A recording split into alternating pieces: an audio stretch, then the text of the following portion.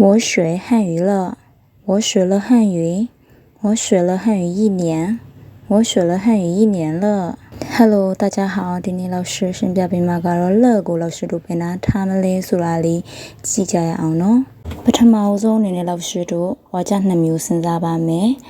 အချိန်ပါတဲ့ဝါကြရဲ့အချိန်မပါတဲ့ဝါကြရဲ့ပေါ့နော်အချိန်မပါတဲ့ဝါကြမှာဆိုရင်我学了汉语我学汉语了အချိန်မပါတဲ့အတွက်我学了汉语了လို့တော့မသုံးပါဘူးရှင်အချိန်ပါတဲ့ဝါကြမှာဆိုရင်我学了汉语1年我学了汉语1年了我学汉语1年了我学了汉语မှာ了က verb ရဲ့နောက်မှာဖြစ်တဲ့အတွက်ငါပယုတ်စာသင်ခဲ့ပါတယ်လို့အဓိပ္ပာယ်ရပါတယ်လက်ရှိဆက်သင်မသင်မသိကြပါဘူး我学汉语了မှာတော့了ကစာကြောင်းတစ်ကြောင်းလုံးရဲ့နောက်ဆုံးမှာဖြစ်သွားတဲ့အတွက်ငါပယုတ်စာသင်ပြီးဆိုတဲ့အဓိပ္ပာယ်ရပါတယ်လက်ရှိစသင်နေပြီဆိုတဲ့အဓိပ္ပာယ်ပါ我学了汉语1年မှာ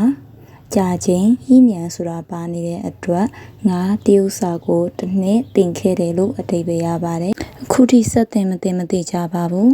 我学了汉语1年了မှာ了ကနှစ်ခုပါနေပါတယ် verb ရဲ့နောက်မှာတစ်ခါစာကြောင်းရဲ့နောက်ဆုံးမှာတစ်ခါပါပါတယ်ဒါကတော့ငါတရုတ်စာကိုတစ်နှစ်သင်ယူခဲ့တယ်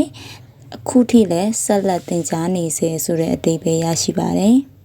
我学汉语1年了မှာဆိုရင်了ကိုစာကြောင်းနောက်ဆုံးမှာထားတယ်သူ့ရဲ့အဓိပ္ပာယ်ကခုနကပြောသွားတဲ့我学了汉语1年了ဆိုတဲ့了နှစ်ခုပါတဲ့ပုံစံနဲ့အတူတူပဲဖြစ်တယ်နော်ဒီဗီဒီယိုလေးကထောက်ကူဖြစ်မယ်လို့ထင်ပါတယ်ရှင်းရှင်းသားချာစိုက်ကျင့်